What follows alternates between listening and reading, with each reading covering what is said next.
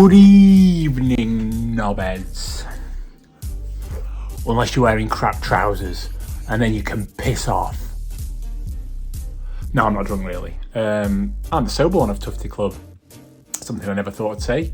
But yes, Deadbat disgraced himself, and if you don't know what I'm talking about, go back and listen to our Stoke City podcast, where he put on quite the display. It should give you a laugh. If it doesn't, you can at least be, content with your life, glad you're not him or his wife, and yeah, should make you feel better.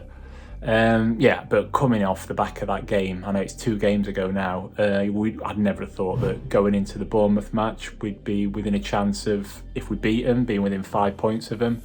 I know chasing them down is unrealistic, but that's how far we've come just in that 2 weeks.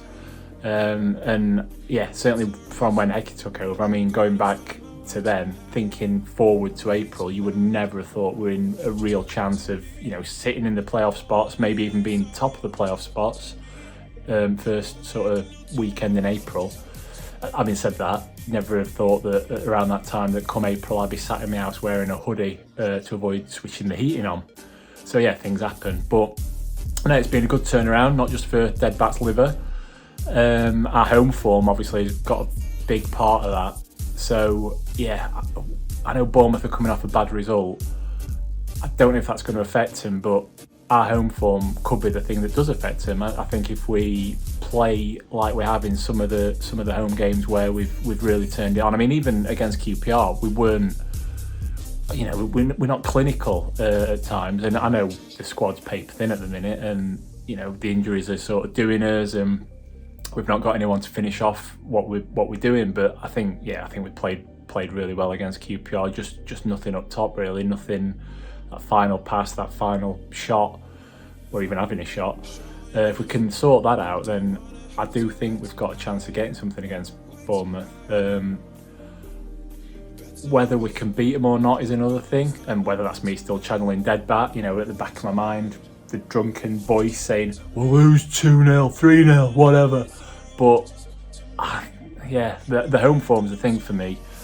And yeah, I don't think we're going to beat them. I don't think we're going to disgrace ourselves either, unlike Deadbat. So yeah, I'm talking myself into a draw really, aren't I? Could do with getting some back, from the, I'm going to say the operating table then. The whatever it is when they're ill and not very good, fit, unfit, table, whatever. Maybe I am drunk. But yeah, we need a few back. Whether there's going to be any back by the weekend, Eki's a bit tight-lipped on that, isn't he? But even if we play the same team as we did against QPR, I think we've got a real chance of getting something. So I'm going to keep the Deadbat voice at bay, and I'm going to say 1-1 on Saturday. Hiya mate, hope we're all good. Just a quick preview for this Saturday's game against Bournemouth. Another early kick-off. We're not getting too many Saturday 3 o'clocks at the minute, are we? But I suppose it is what it is at this time of the season. You get your teams challenging for promotion and playoffs. They're always going to get selected for the TV game, which is a bit of a killer. But oh well. On the game itself, I'm glad it's at home. Our away form at the minute is shocking, but our own form is probably one of the best in division. So yeah, I'm really glad it's at home. Just to touch on Bournemouth, obviously they seem like they're limping over the line big time. And I actually wouldn't be surprised to see him drop out of the top 2.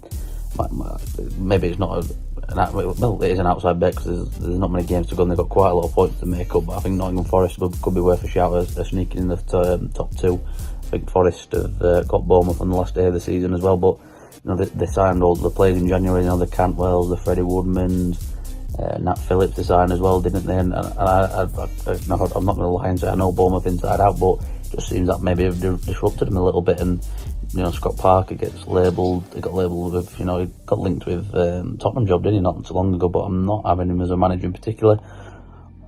On to us, I think the other night I thought we played really well the first half in particular. I thought John Flake was immense throughout, and there was other people that had good games, but John Flake wasn't my man of the match, so he stays in. I think when he plays well, we generally win.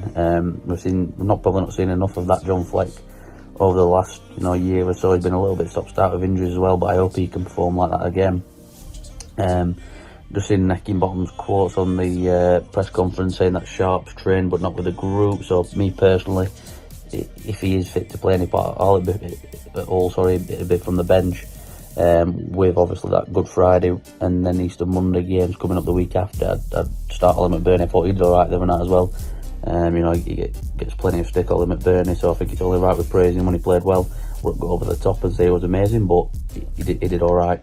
Again on the game, I think it's going to be a very, very tight game, this one. Every time we seem to play a game that's in bad form, United somehow seem to mess it up. I know that it seems daft to say Bournemouth are in bad form because they're second, but they're not in sparkling form. Hopefully the lane's rocking. It was a little bit better the other night, and whether that was down to a certain Mr. Westwood in goal, I don't know. But we shouldn't need ex-big players to come in to get the atmosphere up. Hopefully we can get the atmosphere up anyway and play our stuff, and hopefully it's a bit more like it's going to be an harder game than the other night. Don't get me wrong, but let's hope we can get 3 points. And I'm going to go for 3-1 Blades win, tight game, and then get them on the counter at the end. I'm going to go 3-1 and McBurney to get his longer weighted goal as well. Another big test coming in for the lunchtime kick-off on Saturday as Bournemouth come to Bramall Lane. They're pretty much already promoted, all but confirmed at this stage.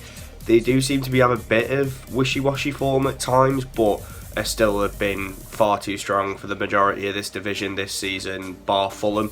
So it's definitely going to be a really, really tough game. Strikers like Dom Solanke still hitting form. Dembele seems to be a really smart addition in January as well. A really, really strong bolstered squad under Scott Parker. A game we fared alright in, away from home, obviously came out on the wrong end of the result, but there was encouraging performances, and that was in the Slav days. So the reason to be optimistic, and because we're at home is reason to be optimistic, yet to lose, touch wood, under Heckingbottom at home this season. But away is where we've been struggling, and I think that's our biggest advantage going in for this playoff push, is the majority of our games are at home, and we really, really need to take advantage of that, especially with Middlesbrough and Forest having games in hand. So it's a game to look forward to, but a game to be slightly worried about, or at least if you're a bit more nervous like I am, that will be the case. Sharp doesn't look like he's going to be available, so McBurney, who seems to be playing through a lot of illness on Tuesday night and played quite well, will probably lead the line again. Other fitness issues across the pitch, because there's never not fitness issues. I think it was heart in mouth for all of us when Umarovic went down and had to come off, but it seems like that was just cramp, so he should be good to go again for Saturday, which is very good news, as that right centre back spot seems to be a little bit cursed at the moment. But we're hoping and we'll push on, and yeah, it's a few more massive games to go, and then hopefully a few more massive games after that, so we'll just have to see how it plays out. A tough test, but at home nobody can write us off. Come on, Blades. So Bramall Lane remains a happy hunting ground for the Blades as they notched another 3 points towards their promotion push against QPR on Tuesday. But that brings us nicely on to Saturday in another crunch fixture against Bournemouth, a quality side, no doubt about it. But if we cast our minds back to the reverse fixture at the Vitality, for large swathes of that game, United looked strong and even took the lead with Gibbs White, I believe. And it was only for a mad 10 minutes or so, refereeing decisions and defensive errors from United what cost us that fixture. But what to say about Bournemouth at the start of the season? Obviously a real keen favourite to return to the Prem, a strong squad, experience, a real blend of youth in there as well. And in January they only seemed to add to that group with Todd Cantwell, Siriki Dembele. I mean, the amount of signings they made was quite unbelievable. But as all teams in the Championship, really, all teams this year, I believe, have got flaws, are fallible to making mistakes and dropping points. And United's home form under Paul Heckingbottom, and especially this year, has been really remarkable really. And I think going forward we've looked strong, and at the back we've looked watertight. So I'm going into this one fully confident in the boys. I think for the remainder of the season we will always give a good display of ourselves at home. It's just the away form, especially in 2022, what's let us down. Expecting a good atmosphere, fingers crossed, get behind the boys. Come on, you Blades. Hi there, Kirk here from Cherries Red Army, the AFC Bournemouth fan channel on YouTube. And Bournemouth's next fixture against Sheffield United at Bramall Lane on Saturday. Well, that looks like a finely balanced fixture, doesn't it? But I'll have more comment on that in a moment. Bournemouth's season, though, since November, since that unbeaten 15, has very much been very similar to any of us trying to get petrol during a crisis at the moment. You go and fill the tank up, you get a few happy runs out of it, but before you know it, the light's pinging away at you and you're trying to limp your car back to the garage to refill. And that was pretty much what we were like against West Brom in our last fixture. We struggled to deal with the physicality, schoolboy defending, conceded 2 poor goals, and although we had 17 shots in the match, 0 hit the target. And if you can't get that round thing to go between those 2 white posts, you're never going to win any football match, are you? But going into this game, what this probably has done is force Scott Parker into making some changes, because he has gone with consistency late. He's gone with that same 11 for about 3 games, but with players not turning up against West Brom, I think we'll see a few changes. I can see the likes of Gary Cahill coming back in the side, Todd Cantwell, maybe Jack Stacey, and we'll see if there's any more, because we are going to need to get something from this game. I don't think that Sheffield United are in full flow. I think they're a very good side. I did predict them to get promoted at the start of the season.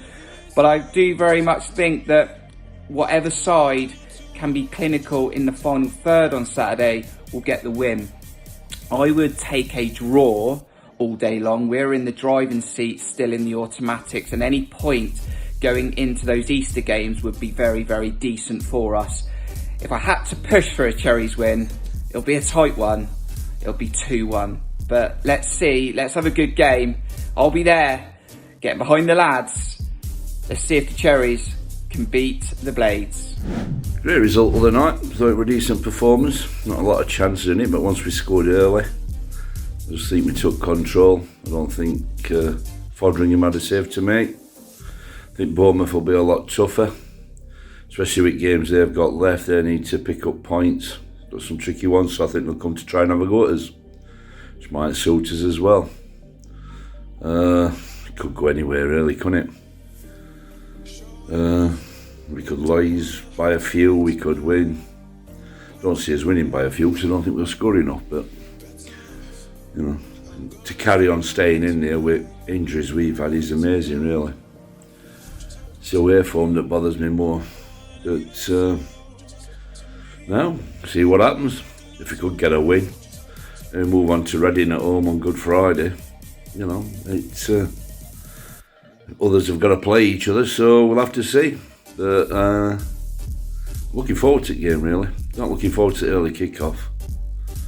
To start drinking really early.